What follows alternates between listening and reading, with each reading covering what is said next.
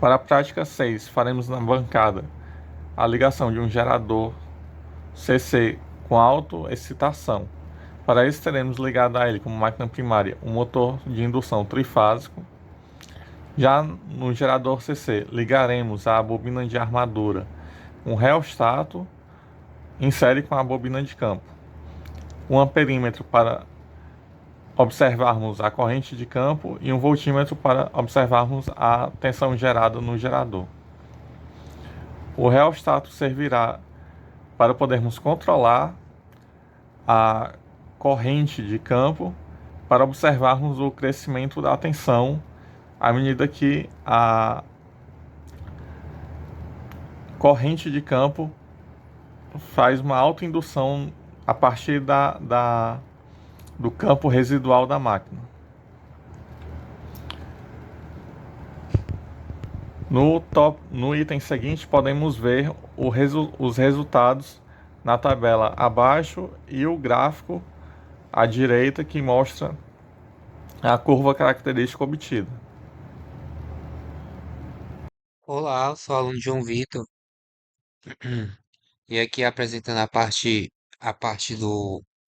da prática 6, quanto às questões 6.2 e 6.3. Aqui nós temos ah, ah, o comportamento da onda nessa imagem, representando, né?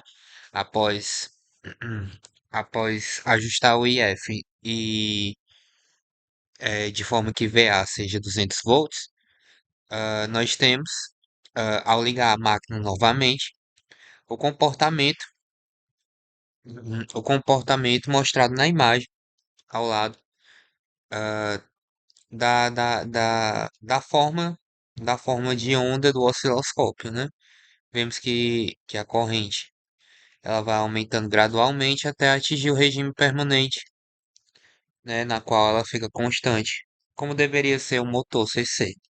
Olá, me chamo Lucas. Dando continuidade ao procedimento, nós calculamos a resistência total de campo para cada um dos pontos coletados e os resultados estão apresentados aqui nessa tabela. Também foi plotada a curva característica do gerador shunt a vazio, juntamente com as retas de carga referentes às tensões de 50, 150, 210 e 260 volts. Vamos ampliar essa imagem. Nessa imagem, nós podemos observar a interseção entre as retas de carga e a curva característica do gerador shunt. Isso era esperado, pois para cada ponto de operação, a tensão de armadura deve ser igual ao produto entre a resistência e a corrente de campo, representando a interseção dessas retas de carga com a curva característica do gerador de excitação independente, que foi observada na prática passada. Para o processo de escorvamento acontecer, existem alguns pré-requisitos. Primeiramente, deve haver um magnetismo residual na máquina. E a corrente IF, a corrente de campo, deve gerar uma força magnetomotriz que vai auxiliar o magnetismo residual e, consequentemente, aumentar a tensão de armadura. Para verificar se isso de fato está acontecendo, nós podemos abrir o circuito de campo e verificar o que acontece com a tensão de armadura. Se a tensão de armadura aumentar, significa que a corrente de campo não está gerando força magnetomotriz que auxilia o magnetismo residual, mas sim se opõe a ele. Então, se a tensão de armadura aumenta com a abertura do circuito de campo, significa que as conexões do circuito de campo estão invertidas e devem ser ajustadas para o correto início do processo de escorvamento. Na prática 7, começaremos medindo a resistência de armadura, que é de 1,7 ohms, e em seguida faremos a ligação na bancada de acordo com o diagrama mostrado. Novamente teremos um gerador de corrente contínua com alta excitação, assim como na prática 6. Dessa vez acompanharemos a tensão do gerador e a corrente nas cargas. Em seguida, ajustaremos o reostato para 1000 ohms e faremos a ligação da bancada. Esse procedimento é importante para observar se houve o escovamento, ou seja, se o campo, o fluxo gerado pelo enrolamento de campo se soma ao fluxo residual da máquina. Caso contrário, isso poderá desmagnetizar a máquina. Uma vez que temos observado o escovamento, prosseguimos com o experimento. Com a rotação da máquina primária estabelecida, observamos a tensão no gerador, que é de 25,6 volts. Essa tensão é devido ao fluxo residual da máquina, que, como observamos na prática anterior, seria em torno de 13 volts, mais a tensão gerada devido à corrente que passa pelo enrolamento de campo com base no reostato.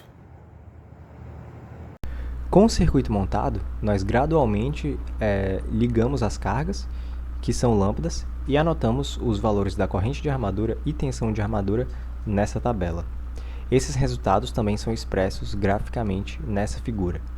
Calculando a regulação de tensão na armadura, como a diferença entre a tensão a vazio e a tensão a plena carga dividida pela tensão a plena carga, nós obtemos uma regulação de 106,19%, que é uma regulação altíssima e significa que o gerador nessa configuração não é capaz de manter uma tensão constante na saída.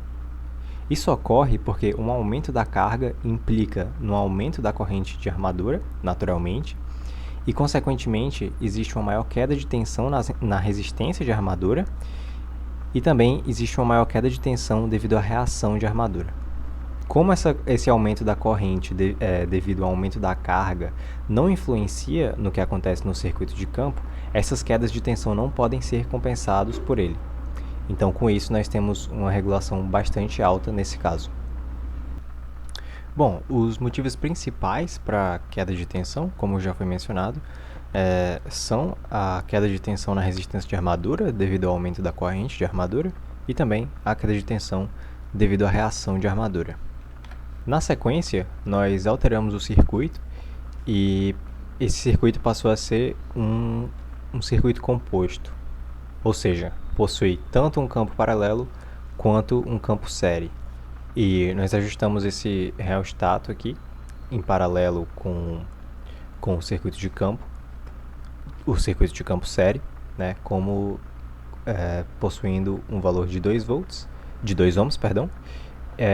e nós ajustamos a tensão terminal em 200 volts com o gerador a vazio.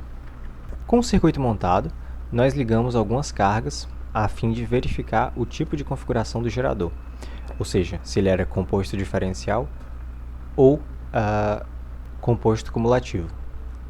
O objetivo desse procedimento é que nós tenhamos um composto cumulativo, ou seja, a corrente que passa pelo campo série vai ajudar a regular a tensão de saída.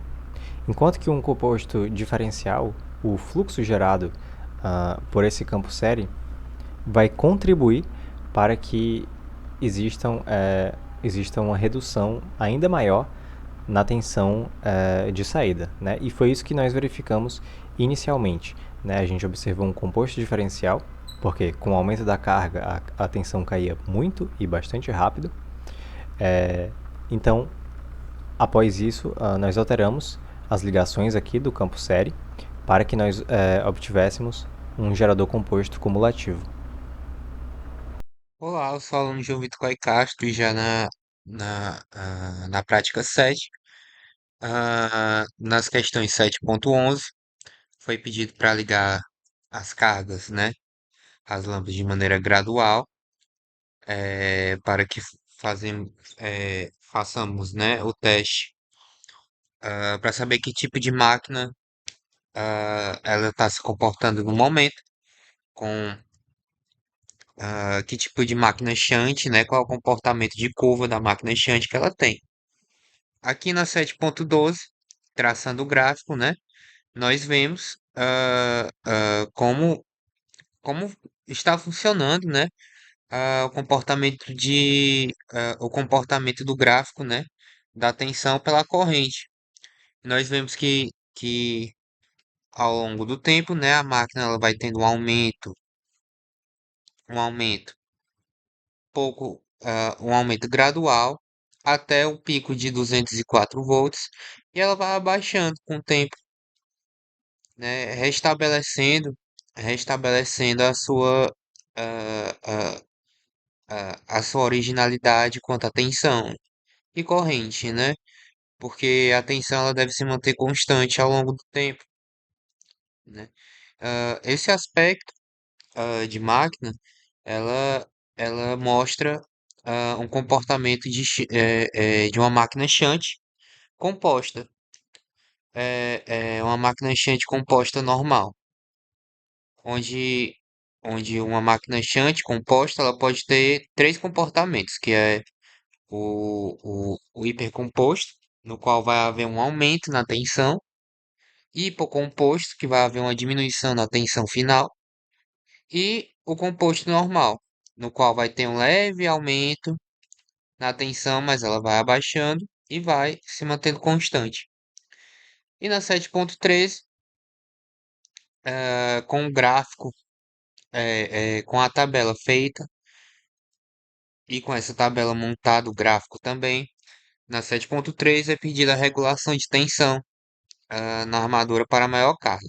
Na maior carga, nós temos a presença de maior corrente no nosso circuito.